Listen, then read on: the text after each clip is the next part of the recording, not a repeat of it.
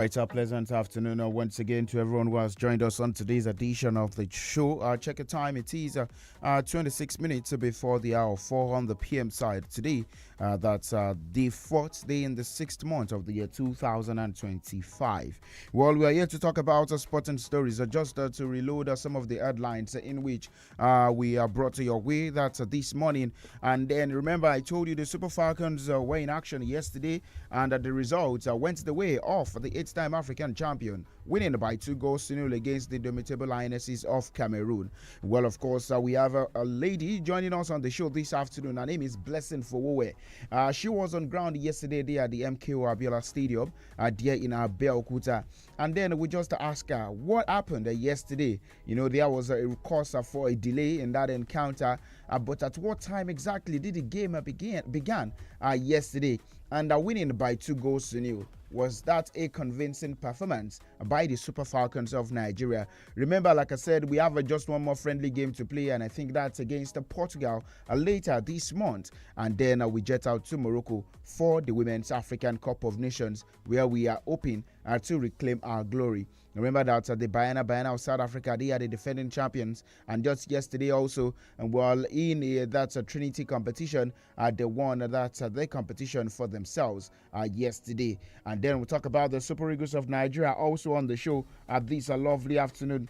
Players are in and out of the side. And outside the Super Eagles of Nigeria, we talk about the Roland Garros, the second major Grand Slam of the year there in France. Well, there is another major upset that's talking about the Roland Garros.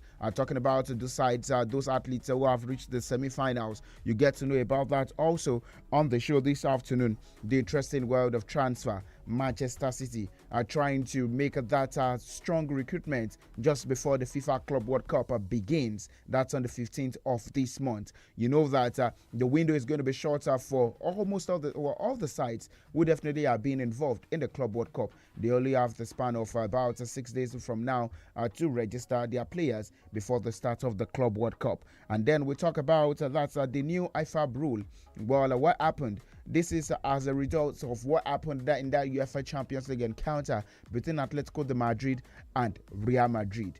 And then you talk about it. It was Julian Alvarez's sports kick, which definitely was dubbed a double touch. So there is a new rule. And then we'll also get analysis about that rule by the IFAB, and also in which FIFA they have come out to say that they will implement it at the start of the Club World Cup. So once again, I welcome you all on board to today's edition of the show Scoreboard Reloaded, right on 32 FM 94.9. The Basketball African League also tops our conversation for today. Yes, it is set to begin that's on Friday, June 6th. Remember that we are talking solely about the Rivers Upas now, just sole participants. This is the fourth year or fifth season of the Basketball African League. And then I can tell you that for Rivers Upas, this is going to be their third appearance, but their second that's in this phase. So we discuss about this on the show this afternoon as well. But quickly, let's not just go straight to Blessing and also just hear a voice. Good afternoon, Blessing. Yeah, good afternoon, SAMIES. How is it going? Well, it is going all right. Well, I want us to start straight from the Super Falcons of Nigeria. Yes, the result of the game, we know we won by 2 goals to 0, courtesy of goals from the captain of the side, Rasheedat Ajibade. But I said something earlier. The game was initially scheduled to begin by 4 p.m. While on the show yesterday, we were getting the signs that the game was not going to start by 4 p.m. anymore. Did the game really start by 4 p.m., Blessing? Absolutely not. It didn't start at 4, but let's just backtrack a little bit, just to put a context and explain how we got to that situation. So initially, it was supposed to be 2 friendlies. One stated for the I think it was 30th of May or 31st of May. 31st of May, excuse me. Exactly, and then the second one, which was originally supposed to be for the 4th. Of June. So the first was cancelled for some reasons, including the inability of the Cameroonian national team to get into the country, on time.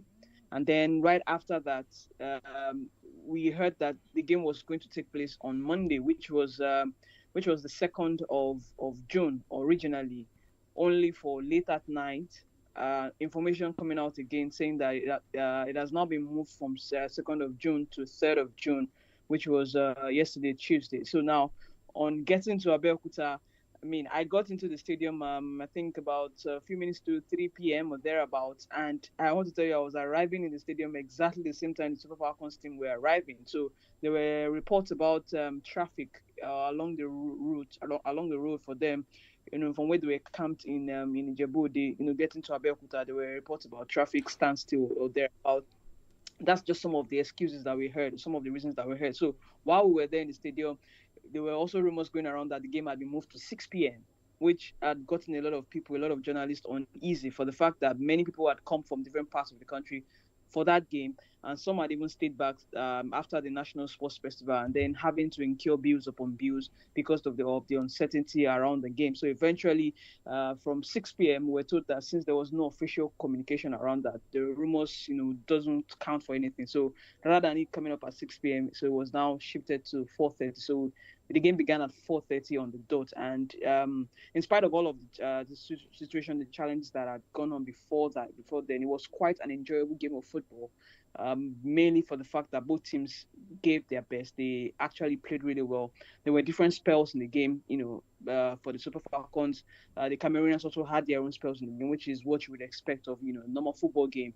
I mean, not the one-sided final we saw in the Champions League last weekend, but yeah, it was both teams are trying to actually pull their weight, and eventually the Super Falcons of Nigeria kind of made their superiority known. First over the penalty, a very good run, by a very, very good pass first and foremost from Tony Payne to Rashid Ajibade, who got a very good touch to the ball and pretty much blindsided the defender. And defender thinking, what could she have done in that situation?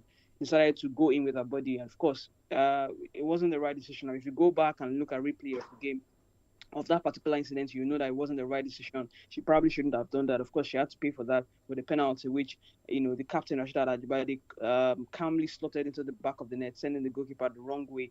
And then right after that, just before the stroke of halftime, again, a pass coming from the left-hand side of the pitch. And it is just how the defenders were caught napping in that particular situation, speaking of the Cameroonian defenders, because you could see the distance that Ajibade had to run, like running from the midfield to get into the box. In fact, even our own striker didn't have that amount of speed to herself. Why, even though she was already in the box, I think she was trying to pull back a little bit to expect maybe the ball will come to her. But the player who made the assist already saw Ajibade making the run and just perfectly timed, the pass into the center of the box, which she converted. And of course, the defender yet again was blindsided. Now, I didn't wait to the end of the game because, come on, it was the uncertainty around the timing. It was already getting late. It was raining. A lot of factors to consider.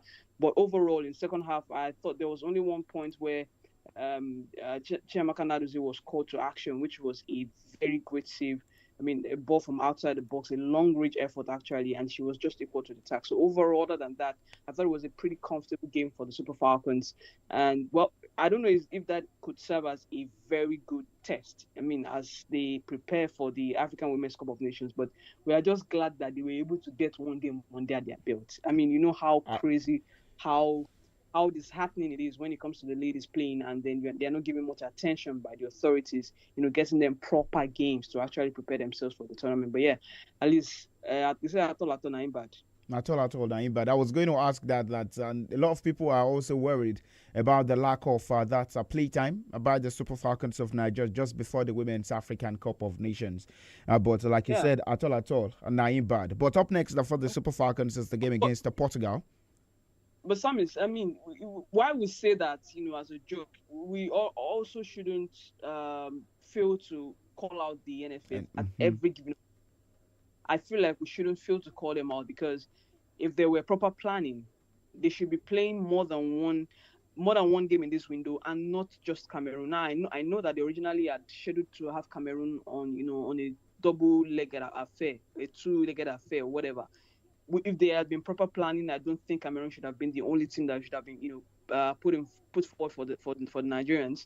If you look at their counterparts in the European scene, that's speaking of the ladies who are currently playing the UEFA Nations League and what have you, also getting ready for their own UEFA Women's Euros Championship coming up at exactly the same time that the Women's AFCON is coming up. those teams are actually having proper games under their belt. Now, we don't have the complement of a full squad again to prosecute these games. And we are talking about Mission X. We are looking to win this title for the 10th time. I mean, unprecedented amount of time that any team has done that. But I feel like the attitude and the kind of posture that we have to women's game in Nigeria has to change if we have to get to ourselves to that level where other teams, outside of Africa are getting to at the moment. All right.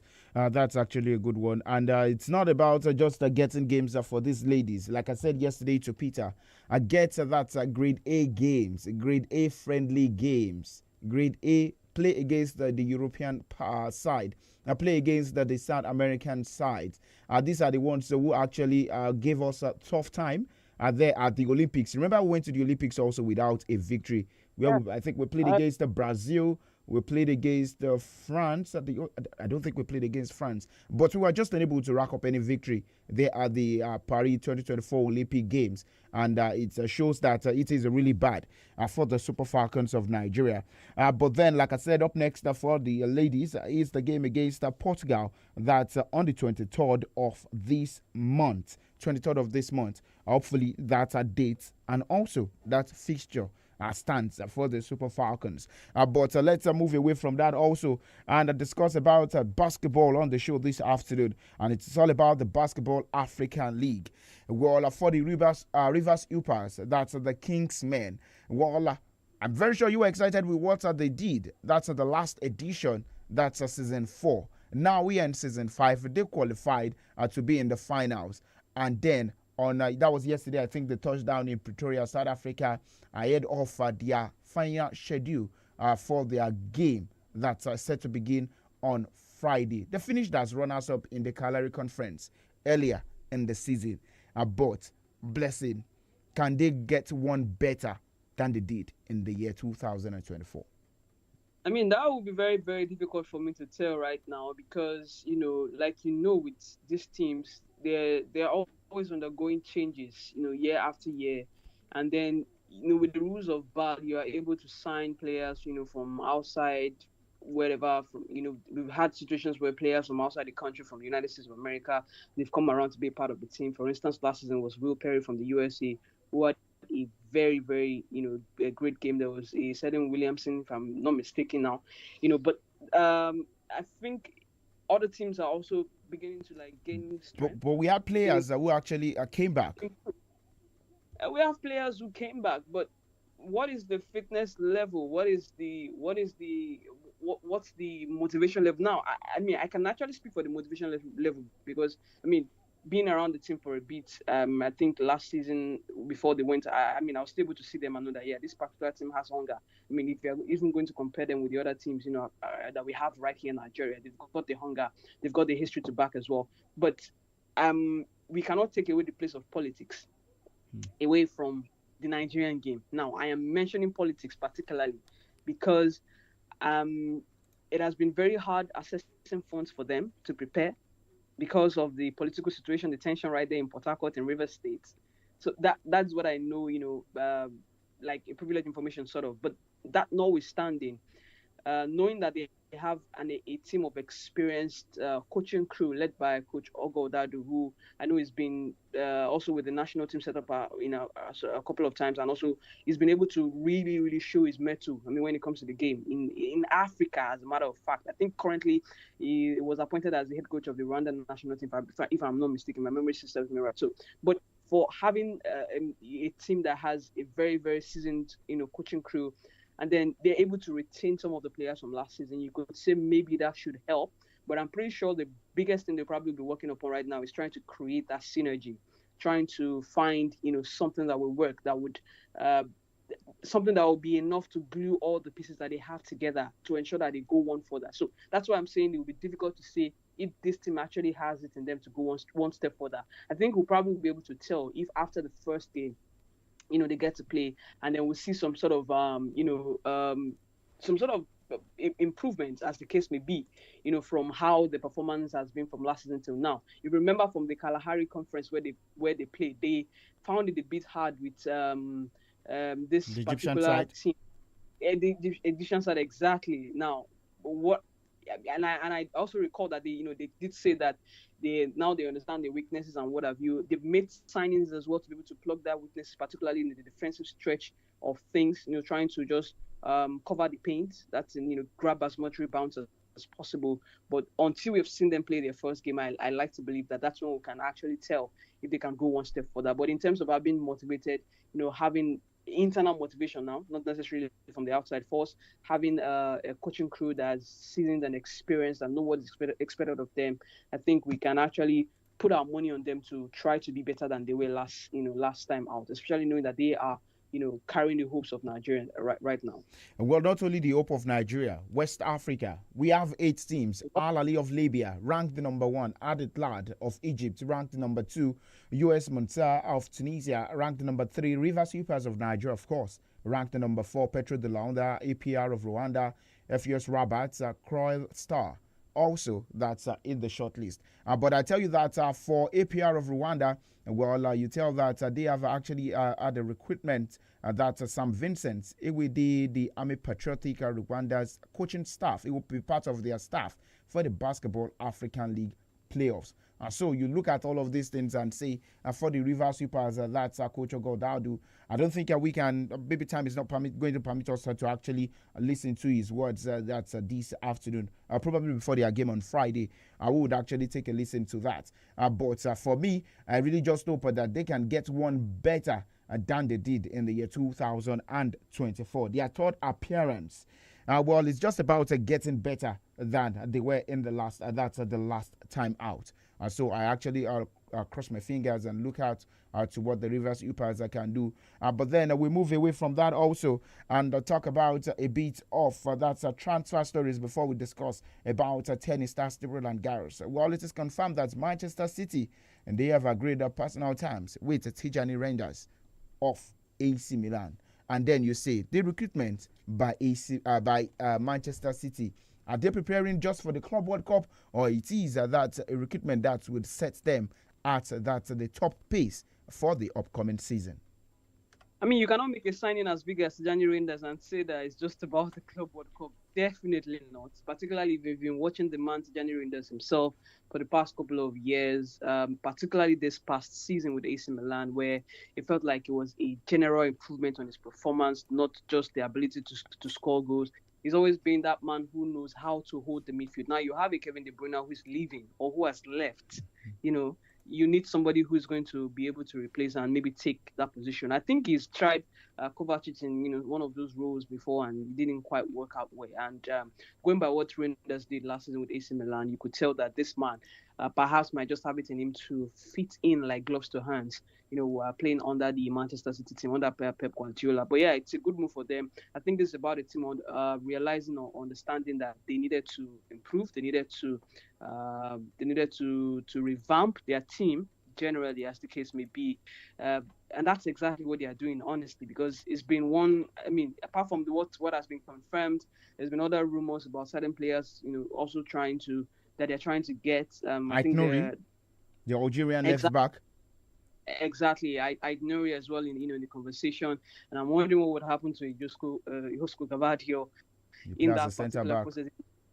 And maybe he moves to centre back exactly right now it comes. And again, knowing that team was plagued with a lot of injuries last season, so he would want to clear dead wolves, maybe not dead wolves particularly, or just maybe cash in on certain players and also get some other players in. So yes, it's not about the Club World Cup; it's just about him trying to build for what should be what's the word I'm looking for here? Just them trying to regain their identity and trying to regain their place in the Premier League next season. All right, so still talking about transfer stories at this point. For Liverpool Football Club, just trying to get a better left back, Dan Andrew Robertson. It is said that Milos Kekes of Bournemouth is set to join the Merseyside club. And then you still discuss about some other bit of transfer stories. For Simon Inzaghi, the former, I call him former now, former Inter Milan manager. He's set to sign a 2-year deal as Al Hilal manager. That's actually moving from into a money bag of a deal. Exactly, That's the money. I mean, if you've worked for as long as that man has worked, if you are given the opportunity to come make a few bags, get it back for a couple of years, I'm pretty sure you're going to take that. I mean, you can always return to Europe at any point in time, and you will get a good team. That is what you should know with Simeone Inzaghi. He has nothing to prove to anyone. Maybe a lot more to accomplish, and perhaps just make the money, and that's why it's gone. But what I'm really concerned about is the replacements. The news and the rumors I've been hearing about the replacement at Inter Milan of a Set certain Fabregas. listen, I have nothing against Fabregas. I have Okay. nothing against him. As a matter of fact, I was impressed by his performance with Como after a poor start, being able to get himself again, get the team back on track, and even finishing in the top half of the table. I thought that was really impressive. But if you are going to move from a Como to Inter Milan, it's giving me Lampard vibes, Hmm. like major Lampard vibes. If you know what I'm talking about. I mean, A doing well mid with manager, a mid team going manager. exactly, and then going to Chelsea and making a mess of it right there at Chelsea. So I don't know if that's the next move for him to make, but again, sometimes if you never take a step, you probably don't know how it will But turn don't you out. think it's all about having control, full control in the dressing room? Yeah, should it be about? I don't think it's just about having full control. Is it being promised that when he comes over, he's going to get full control at Inter Milan? How is he going to be able to manage the egos of those players in that squad? Come on, I feel like he probably still has like a year or two more to go, maybe with Como or any other mid-table team before he starts aspiring to that level. I mean, look at who someone like Company, for instance. Company had a couple of years, like before he even went for the Bayern Munich job. Anderlecht, Burnley. And Burnley, I think he had about 2 years or a year at Burnley or thereabout He before spent two making the move. years, championship Exactly. and the Premier League season. This is this not Fabregas' first rodeo as a manager? Is it? Of course, it's first. Come on. Well, Blessing is not so sure if Fabregas would actually be that man to put Inter Milan back to that the European glory days. But then for this man, it is just like brother like himself now, Job Bellingham. Well, he said to sign that a 5-year contract with Borussia Dortmund. Well, after gaining promotion with Sunderland back into the top flight of that's the English Premier League, he is expected to leave that Sunderland to join Borussia Dortmund. Well, is it so certain that he's going to bloom for him within Borussia Dortmund? For Jobe Bellingham, I think it's just about him trying to take a chance on himself right now. He's done so well with Sunderland for the past couple of years. Getting promoted with them, but you can almost tell that Sunderland in the Premier League, they are probably going to be struggling. You can almost tell that teams like that are perhaps going to probably struggle to stay afloat, to stay above. And if he has a chance where he's able to take the same pathway that worked for his elder brother, how much more him? And from what I've hearing, I've not seen some of his highlights or whatnot, but I've heard a lot about him almost being better than his elder brother, like also being or as good as his elder brother. If you're not going to put some exaggeration around it, but if he's taking a path that has worked for his elder brother, I think it's actually a very good move for him. Also, it takes him away from the eye of the media right there in the Premier League, because there will be so much attention on him, so much question around who, especially for days where he's probably not in his best self, always the comparison to his elder brother, and wondering what's up and what's not. But the fact that he gets to go to Dortmund, he gets to play Champions League football as well. I mean, I think it's a good move. Well, thank you so much, Blessing. But just before I let you leave, there is a new rule by that IFAB that's talking about International Football Association Board. They announced that if a player unintentionally touched the ball twice while taking a spot kick and still find the net, they should be allowed a retake. Remember, this was just down to Alvarez's sleep when he netted his penalty kick in a shootout to decide the Champions League Madrid derby. Well, the game ended 4-2 on penalty shootout. But the video assistant referee was the one who detected that he had touched the ball twice, and the referee ruled the shot as a miss under Law 14. And so now, after the match, European governing body UEFA said that under the current rule, the VAR had to call the referee, signaling that the goal should be disallowed. And UEFA said it would hold talks with the World Football Governing Body, that's FIFA, and the rule-making International Football Association Board. But yesterday, FIFA issued their ruling saying it was to come to force on July 1st. But FIFA at once announced the change would apply to the Club World Cup, which kicks off in the United States on June 15. Is this About what did you say? about time. It's just about time they had to look into that rule again because it felt very, very cruel that Atletico Madrid had to crash out of the tournament because of that. So yeah, it's very welcome.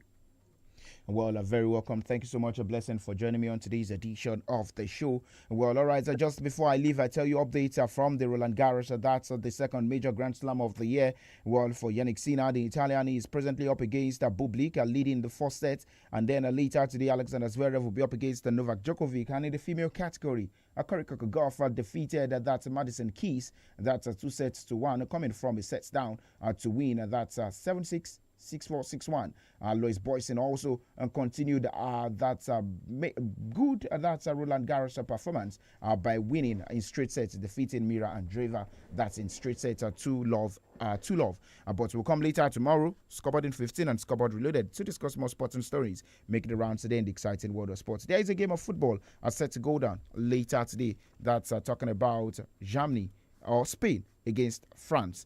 There at the MPH Arena there in Stuttgart. Do enjoy the rest of the day and bye for now.